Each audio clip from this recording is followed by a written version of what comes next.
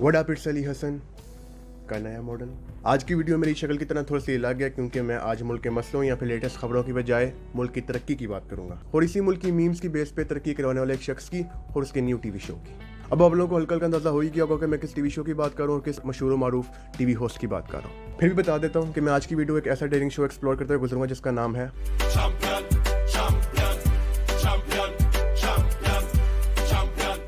जी हाँ, चैंपियंस। और इसी शो के होस्ट हैं हमारे फेवरेट डॉक आमिर लियाकत। तो जिनको नहीं पता मैं उनको बता देता हूँ कि ये डॉक एक मशहूर टीवी होस्ट हैं। अब्बू आ रहे हैं। डॉक एक बेहतरीन गेम शो भी चला चुके हैं। रमजान के महीनों में रमजान ट्रांसमिशंस, यही नहीं, डॉक्टर साहब कौन बनेगा तीन पत्ती भी खेल चुके हैं। अब इतना सब कुछ करने के बाद हमारे फेवरेट डॉक्टर साहब एक ऐसा डेयरिंग शो होस्ट कर रहे हैं जिसमें हर एक आने वाले इंसान की एक ही हैसियत, एक ही मकाम और एक ही रुतबा है। बंद नहीं होनी चाहिए। वैसे तो बहुत लोग जानते होंगे इस शो को पहले बेहतरीन तरीके से वकार ज़का चला रहा था, लेकिन अब इस शो को डॉक्टर साहब चला रहे हैं। जिनको नहीं पता वकार ज़का कौन था, जिनको वाकई नहीं पता वकार ज़का कौन था, ये वही शख्स है जिसने मुल्क के लिए बहुत से डेयरिंग काम किए हैं और इनमें से सबसे मशहूर शाम को मीठी सी पप्पी देना। मैं इस वाले सांप की बात नहीं कर रहा था, मैं स्लीकिंग कोबरा की बात कर रहा था।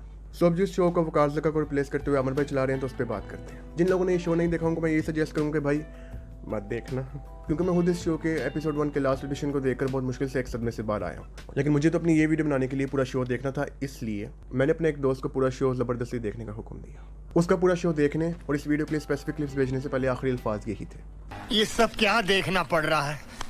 अब पता नहीं वो जिंदा है कि नहीं। बाकी उस एपिसोड 1 में ऐसा क्या था वो मैं आप लोगों को भी दिखाऊंगा, छोड़ूंगा तो नहीं। नेशनल असेंबली किधर है पाकिस्तान की? इस्लामाबाद में। इस्लामाबाद में। और पंजाब असेंबली किधर है? कराची में।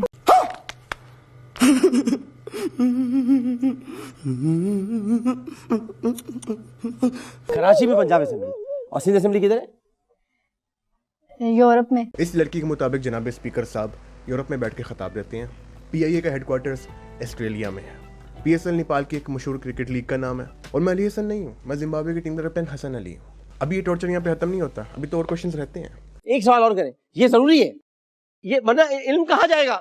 इल्म बाहर निकालना है। पाकिस्तान का कैपिटल? पाकिस्तान का कैपिटल P।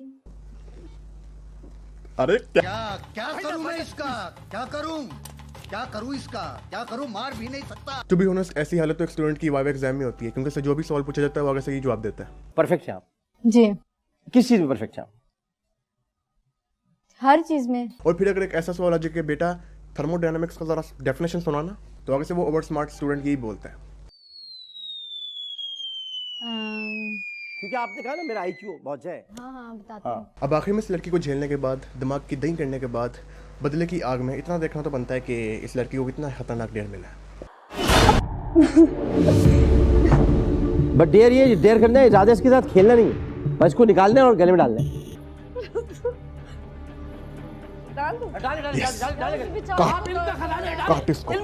मुंह पे थूक। अब जरूरी नहीं है इस शो पे ऑडिशन देने के लिए ऐसे ही लोग आते हैं, कुछ लोग तो ऐसे भी हैं जो कि बहुत टैलेंटेड है, जैसे कि एक मैजिशियन ऑडिशन।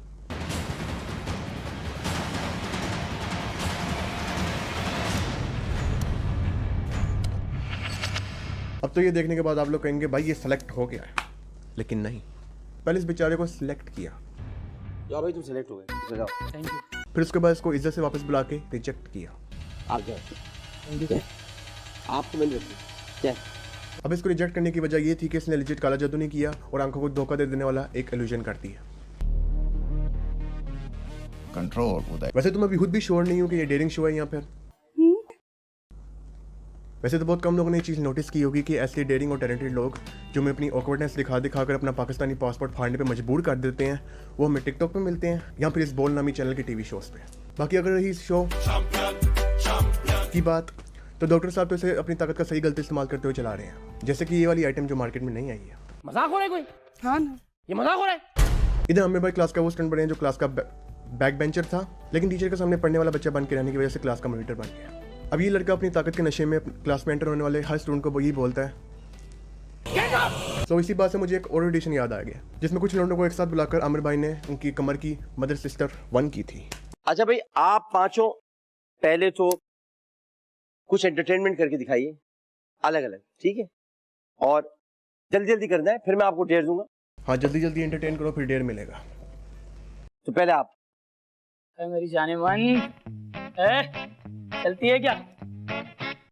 तू नहीं मानती तो देख तो सही, बात तो सुन, नाराज क्यों है ये तो बता यार, कसम से चल ले यार।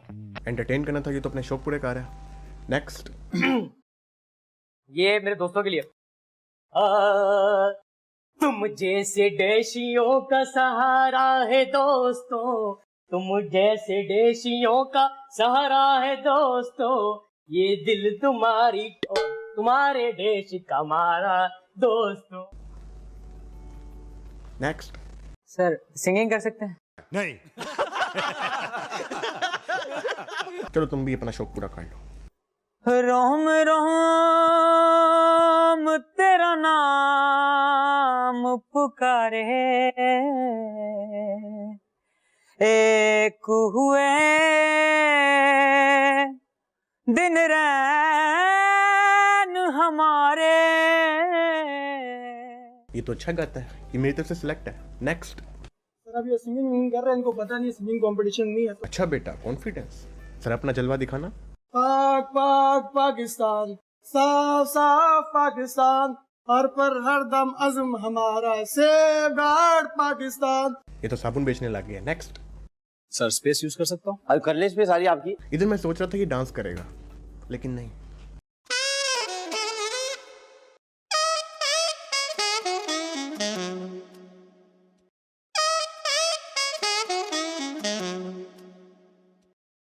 इनका कुछ नहीं हो सकता, डेढ़ मंगवाओ। वो डेयर ये है कि फनीस्ट रिएक्शन आपका होना चाहिए और चीख नहीं निकलनी चाहिए। अगर चीख निकल गई और फनीस्ट रिएक्शन नहीं हुआ तो आप पांचों रिजेक्ट, समझिए? तो ये उस्मान भाई आएंगे, ये मानेंगे आप, ठीक है ना? पहली बात तो ये डेढ़ कम, जुल्म ज्यादा है। दूसरी बात, इनमें से शर्त लगा लो कोई सिलेक्ट नहीं होगा। नहीं यकीन आता तो ये देखो।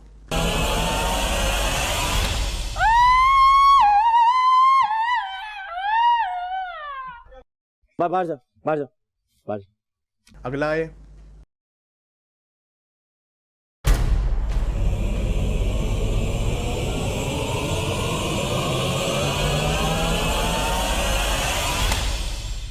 अगला। हाँ बेटा, आते जाओ, खाते जाओ, आ जाओ। Next please. ये तो होगी जलालत। अब मैं आप लोगों को जो ऑडिशन दिखाने जा रहा हूँ उसके लिए एडवांस में माफ़ी, क्योंकि मुझे नहीं पता आप लोग मुझे सब कुछ देखने के बाद माफ़ कर सकोगे या फिर नहीं। तो अपनी अपनी बाल्टियाँ पकड़ लो, क्योंकि अभी सब कुछ बाहर निकलेगा। तीनों कितने कितने खा सकते हैं?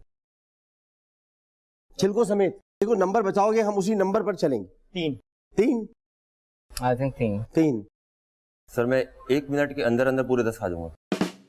अब देखते हैं इसने ये किया या फिर ये बड़ी बड़ी छोड़ रहा है। 3, 2, 1 क्यों?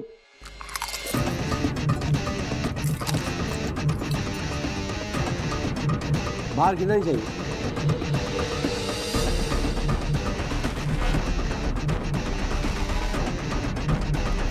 अच्छी सेकंड हो चुके हैं।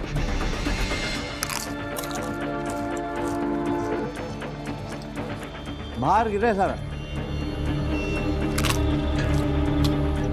और जो गिर रहा है वो ऐसा गिर रहा है कि जो नहीं गिरना चाहिए। 44 सेकंड हो गए। 50 हो गए।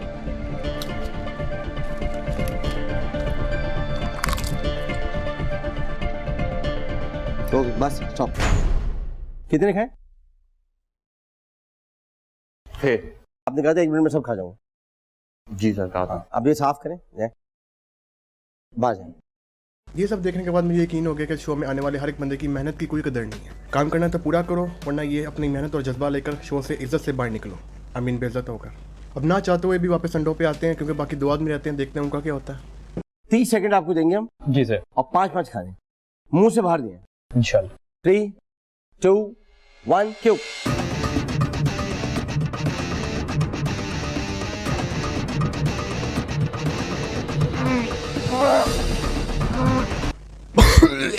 बहुत हो गया, लगता है इतना काफ़ी है। अब मुझे नहीं लगता ये सब देखने के बाद आप लोग अगले 4-5 साल तक नाश्ते में अंडे खाओगे। अब इससे पहले आप लोग मुझे दिल में गालियाँ देना शुरू कर दें, मैं निकलता हूँ सबका दिन भर बात करके। अब मेरे जाने के बाद अगर वीडियो अच्छी लगी हो तो लाइक कर देना, नहीं भी अच्छी लगी तो लाइक कर देना, कोई ऑप्शन नहीं है, क्योंकि आज सब लाइक और सब्सक्राइब करने वालों को मेरी तरफ से आम।